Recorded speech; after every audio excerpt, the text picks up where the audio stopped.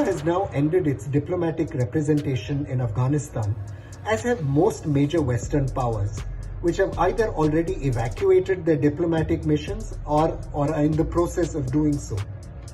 In most capitals worldwide, though, there's a debate raging on whether or not to recognize the Taliban regime in Afghanistan. The argument against recognition is a pretty simple one. The Taliban have a terrible record on the rights of women and of ethnic minorities. They've been known for their brutal repression of human rights.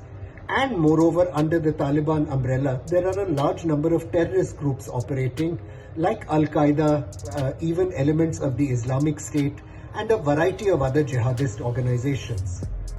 Re-establishing diplomatic relations with a regime like this, the argument goes, will simply give legitimacy to their barbaric behavior and to their use of terrorism as an instrument of state policy. There are good arguments also, however, for establishing diplomatic ties.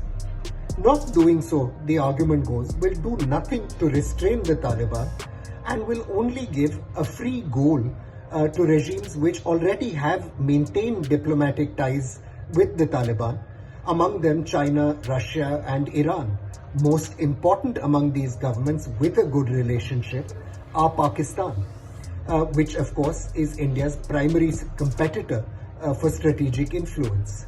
It's necessary, this argument goes, for India to ensure some level of diplomatic engagement with the Taliban, if only to ensure that its voice is heard at the table and that it can maximize whatever leverage it has. For now, India has the choice of sitting on the sidelines and waiting.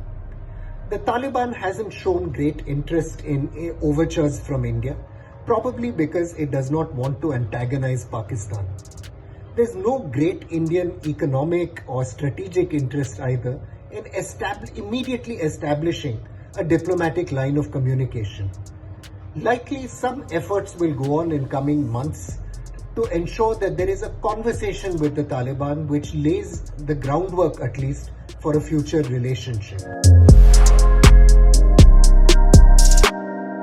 For now, it's unlikely that India will make a final decision on diplomatic relations, especially as other major powers are also choosing to sit on the sidelines and wait and see how things play out.